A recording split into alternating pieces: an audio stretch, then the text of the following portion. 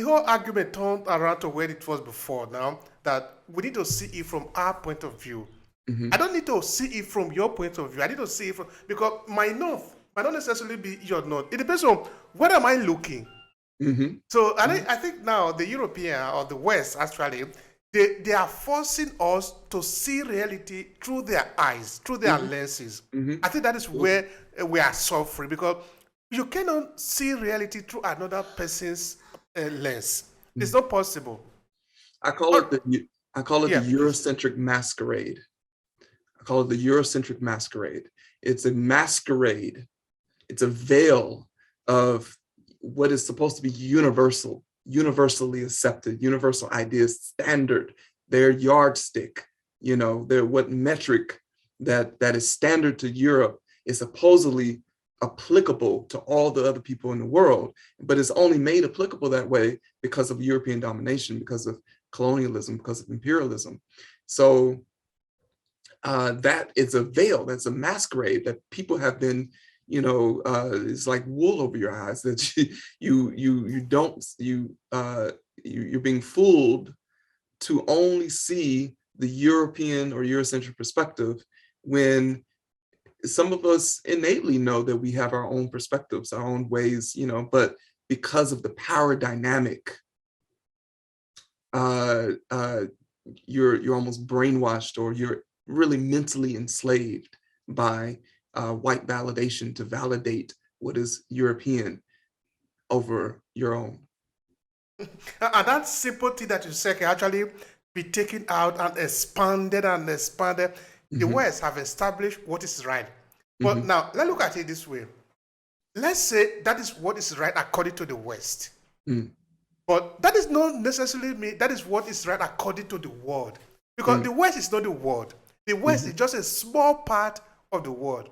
But the way they make it appear in the politics, the mainstream media, and all of it, they make it appear that if it is established in Rome, it's established in Washington, it's established in Paris, that is universal. No, it is not universal. That is the European, the Western idea. Absolutely. So, but we need to be courageous to contest this sometimes, that, oh, I accept it, that is your view, but I have my own view too. All right, now, I want to ask you, when you look at because you list all the books that you have read. In fact, I was really amazed by it. Okay, it's understood. You are a lecturer, you're a professor in this area, no? Now, when you look at the children that are growing up today, because this is where we are going to make the joke, we are going to have to read. There is no two ways about it. If you want to know, you are going to have to do the work. How do you look at their reading culture today? Children's reading culture today? Yeah. There barely is one. That's just being quite frank. Reading is not something that is given a lot of attention. People look at screens a lot, video games and things of this nature. And I was born in the era of video games. I know a lot about, spending hours in front of, trying to figure out puzzles and things of that nature. But I still, very much love to read, and reading was something that was celebrated in my home. I mean, it had to be. My grandfather was a history teacher, so those who read, maybe sometimes jokingly, you'll be, it's like, oh, you're reading that big thick book over there, but it was still kind of this notion of pride, and like, okay, that's, you're going to be somebody. You keep reading that, you keep reading anything you put your hands on. And so, but today I don't see it as much. And I don't see, when I used to sub, I was a substitute teacher in grade schools. And when I would talk to parents, I would get, some kind of like, yeah, that person really needs to, that my son or daughter really needs to buckle down. I'm like, well, you're their parent. Buckle them down. Sit them in a corner, and make them read.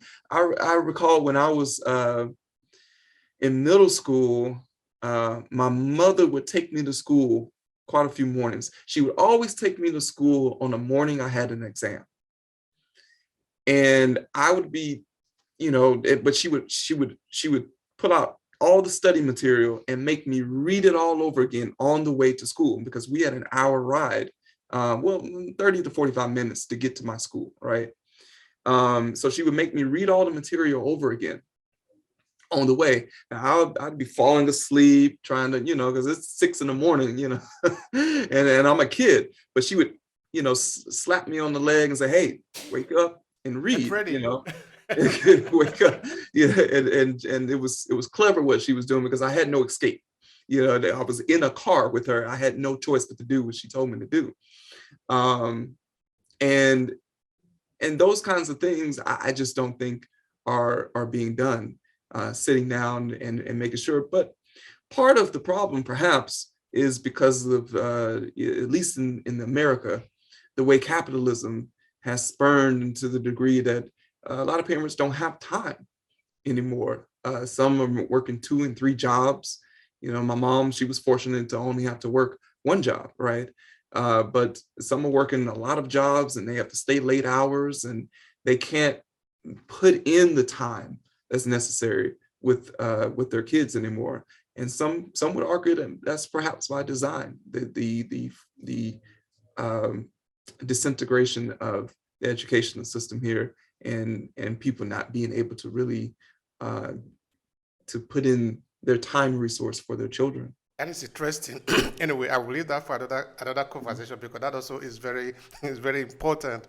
The children, the education, and the system, no, what the system want, because they are configuring the head of the children based on a certain program. They have their own program for what they want, no. Anyway, that is another day.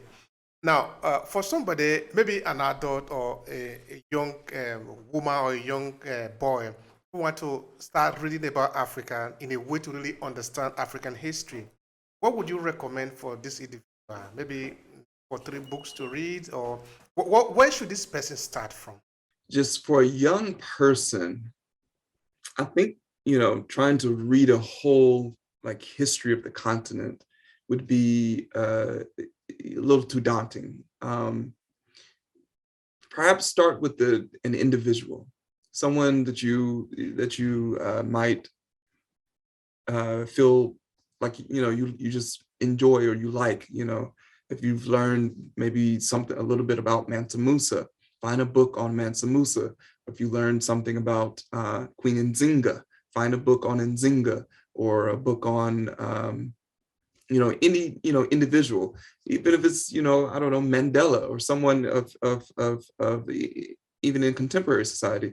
Find an individual, or perhaps a place. If you liked what you saw about Zimbabwe, find a small book on Zimbabwe. Learn what you can about that particular person or place or event in history, and expand from there. Find something that connects to it. So if you learned about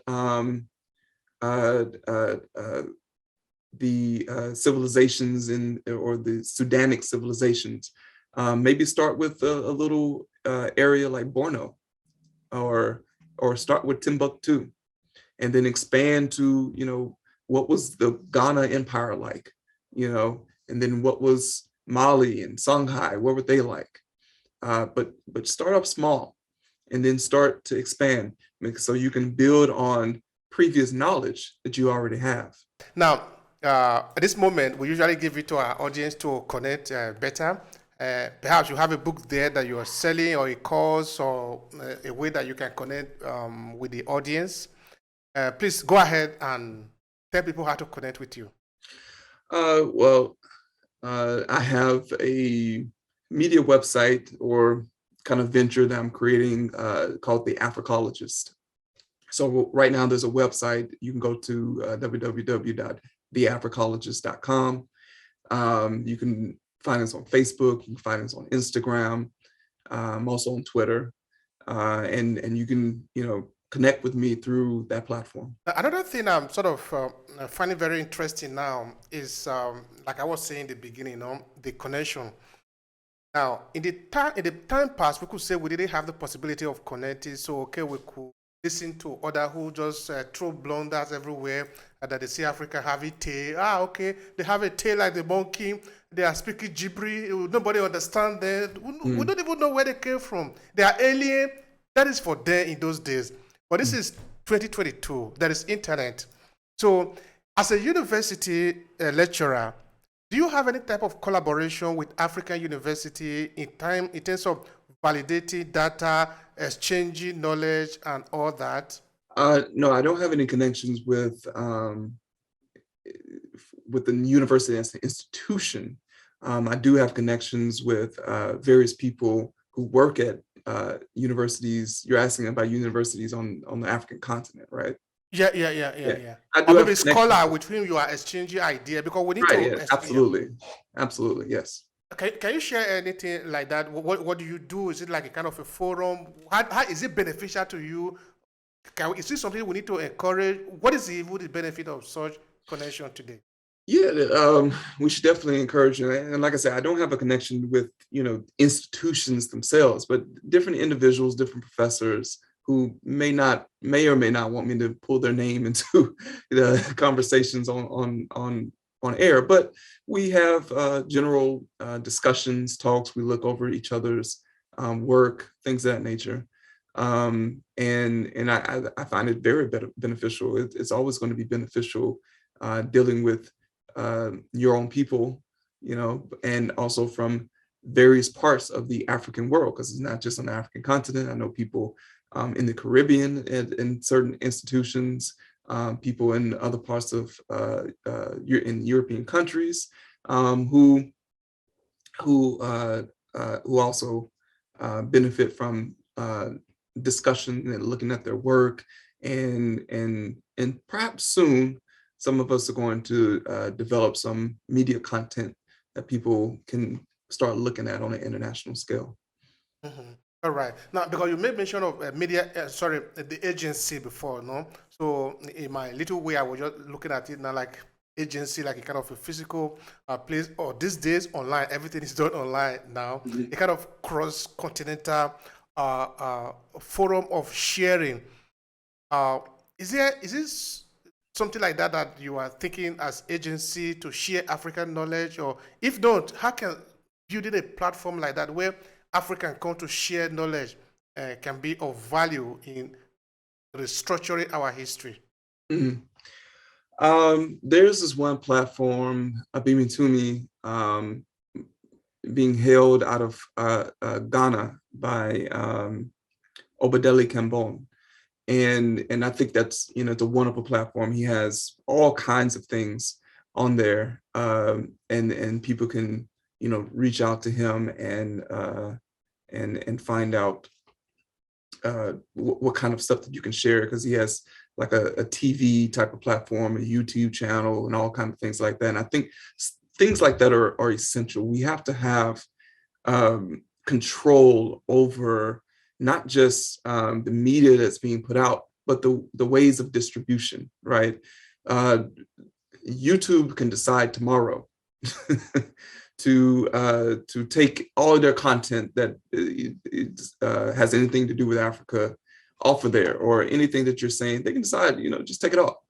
You know, where is our own, Africa too? Where is, things that we have control over to distribute information that needs to be distributed, and then also, the creation of the content itself.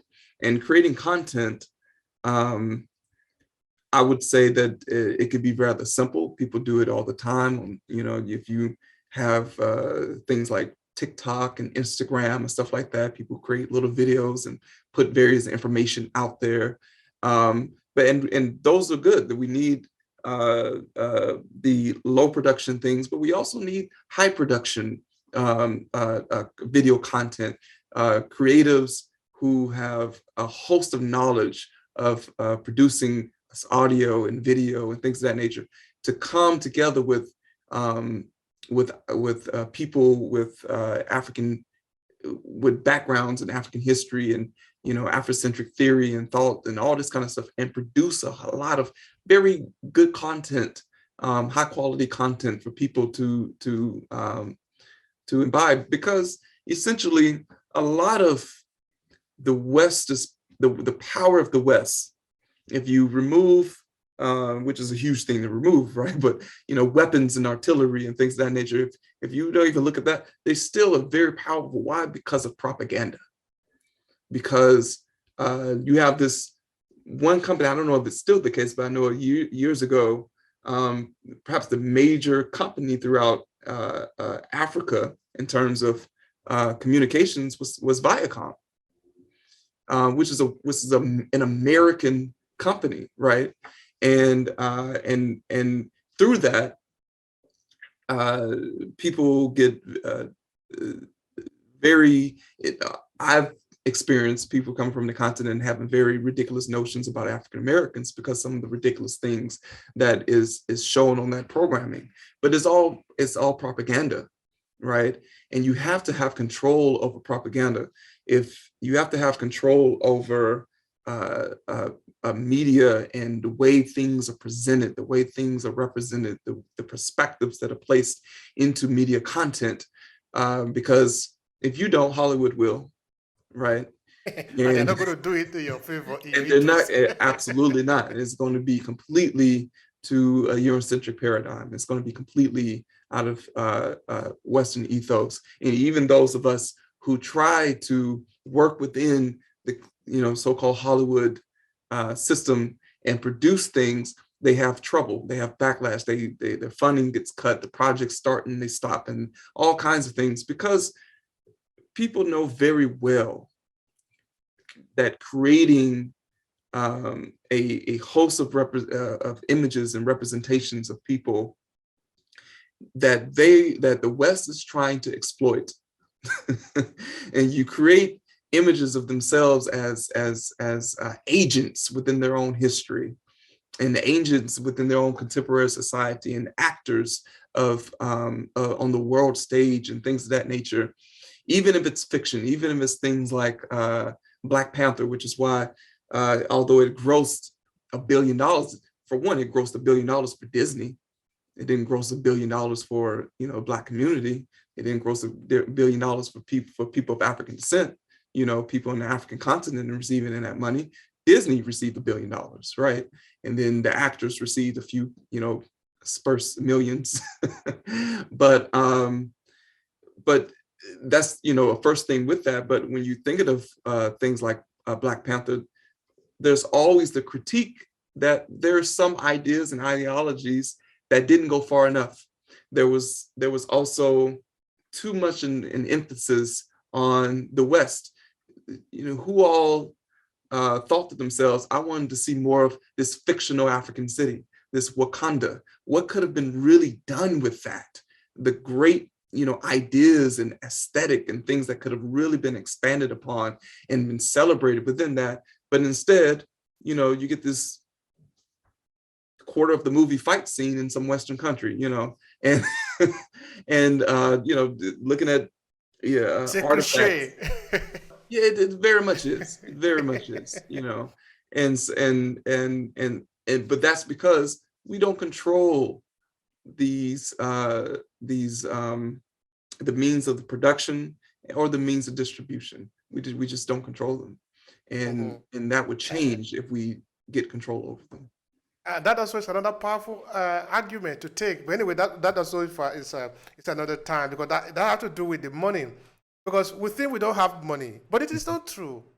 The African diaspora community have a lot of billions of dollars. We control. The reason the Europeans are allowed to come here is because they want us to work for them, to feed their machine, which means we are useful.